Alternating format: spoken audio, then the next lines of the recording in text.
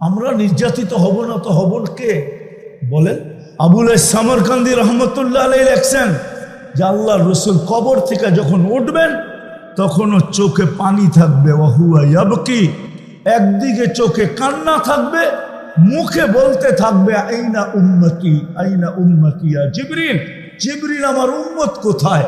যেদিকে তাকাই ওদিকেই তো খালি দেখা যায়, ধুধু মাঠ, আমার উম্মত কোথায়? তো জিবরিল বলবে মা শাক্কাল আরদা আহাদুন ইল্লা আনতা, আপনি ব্যতীত জমিনের উপরে কাউকে উঠানো হয় না। আমি তো জানি না আমাদের ভিতরে দিল আছে না পাথর আছে, এখন পর্যন্ত কাউকে উঠানো হয় না। আপনি অস্থির হয়েন না, আপনি চিন্তিত হয়েন না, উম্মত ওঠে নাই।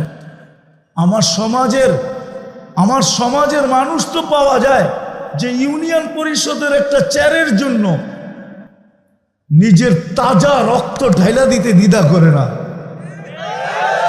স্ত্রীকে বিধবা করতে দ্বিধা করে না, বাচ্চাদেরকে এতিম করতে দ্বিধা করে না, মা বাবার বুক খালি করতে দ্বিধা করে না। আমাদের নবীজিকে তো কিয়ামতের দিন মাকামে মাহমুদ দিবেন। চীনের মাকামে মাহমুদ কি জিনিস? শুধু তো এটাই পড়ি ফাতাহাজ্জাত বিহি নাফিলাতাল লাক আসা আন ইয়াবআসাকা রাব্বুকা মাকামান মাহমুদা। কোনদিন তো মাকামে মাহমুদে ডুব দিয়া দেখি না যে মাকামে মাহমুদ জিনিসটা কি, এটা কোন চেয়ার। কিন্তু আল্লাহ রসুলকে তো নিয়ে যাওয়া হবে, উনি তো এখানে বসবেন না, উনি তো হাত রেখে দাঁড়ায় থাকবেন। আল্লাহ বলবে বন্ধু বসেন, আল্লাহ জানেন, বলবে যে 3 জায়গায় ছুটাছুটি করবে ও বসে তো বসে কি করে। আর আপনি কি করতে চাইতেছেন? আমাকে বসায় দিয়ে উম্মতকে পার করায় দিবেন? আমি বসবো না, কি করবেন? 3 জায়গায় ছুটবো, হাউজে কাউসারে যাব, ওয়াদা দিয়ে আসছি উম্মতকে, মাওয়াইদুকুমুল হাউজ, তোমাদের সাথে হাউজে সাক্ষাৎ হবে। আমি নিজের হাতে উম্মতকে পানি পান করাবো হাউজে কাউসার, যেটা পান করার পরে আর কোনোদিন পিপাসা আসবে না। আল্লাহ রসুল পান করায় দিবে আর বলবে ইশরাব লা তাজমান বাদাহা আবাদা, পান কর, কোনোদিন আর পিপাসা তোর কাছে আসবে। আমি ওইখানে পানি পান করাবো, তারপরে মিজানের কাছে ছুটবো। পাল্লা যদি সামনে না ঝোঁকে তো আপনার প্রতিশ্রুতিগুলো কাজে লাগাবো।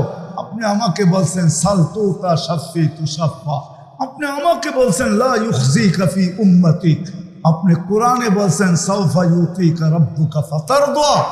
সবগুলোকে আমি মিজানের ওইখানে আমি প্রয়োগ করব। পাল্লা সামনে না ঝুঁকলে হাত উঠায় এখানে ছুটব, তারপর আমি পলসেরাতে যাব। যদি উম্মত পার না হইতে পারে তো দুরুদের গাঠি মাথায় দিয়া পার করায়। আমি 3 জায়গায় ছুটব আর চিৎকার দিতে থাকবো উম্মতি উম্মতি উম্মতি।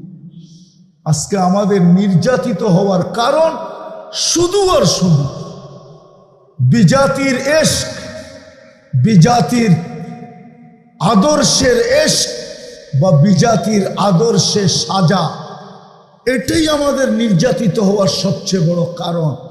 নাইলে রব্বে কাবার কসম, একদিন ছিল একজন হাত উঠাইতে দেরি, আকাশ থেকে ফেরেশতা নামতে দেরি করে। আমার কথা কিন্তু খুব ধ্যান দিয়া শুনতে হবে, আওয়াজ সুর তো হবে না, আর আমি গরমও করতে পারবো না, ঠান্ডা ঠান্ডা হবে তো, এই জন্য ধ্যান দিয়া শুনলে আশা করি বুঝে আসতে পারে। আর দিনই কথা শোনার নিয়মই এটা, ফাস্তামিউ, যত বেশি দিলের কান দিয়া শুনবে, আনসিতু, যত বেশি চুপচাপ শুনবে তত বেশি ভিতরে কাঁদবে।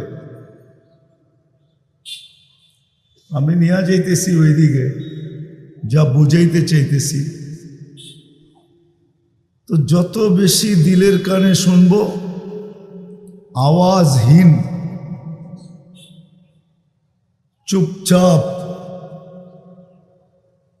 নড়াচড়া কম করতে পারলে সবচেয়ে ভালো হয়, যেন নড়াচড়াও না হয়। তাইলে দিনই কথা দিলে গাথে, আর না হলে দিনই কথা দিলে গাঁথবে না। একদিন দেখা যাবে শোনার মাত্রা অনেক হবে, জানার মাত্রা অনেক হবে, শিখার মাত্রা অনেক হবে, কিন্তু আমলের মাত্রা দিন দিন কমতে থাকবে। আজকে আমার সমাজের এটাই সবচেয়ে বড় অবক্ষয়, যে জানে অনেক, সবাই বলে আমি জানি, শোনে অনেক, জানে অনেক, শিক্ষায় দীক্ষায় কেউ কম না, কিন্তু মানার দিক দিয়ে দেখলে দেখা যায় যে বড় কম। মানার দিক দিয়ে বিলকুল কতটুক কম বলবো এটা বুঝতে পারতেছি না, মানার দিক দিয়ে অনেক কম। এই জন্য আমি আশা রাখবো যে সবাই দিলের কানে চুপচাপ শুনবে।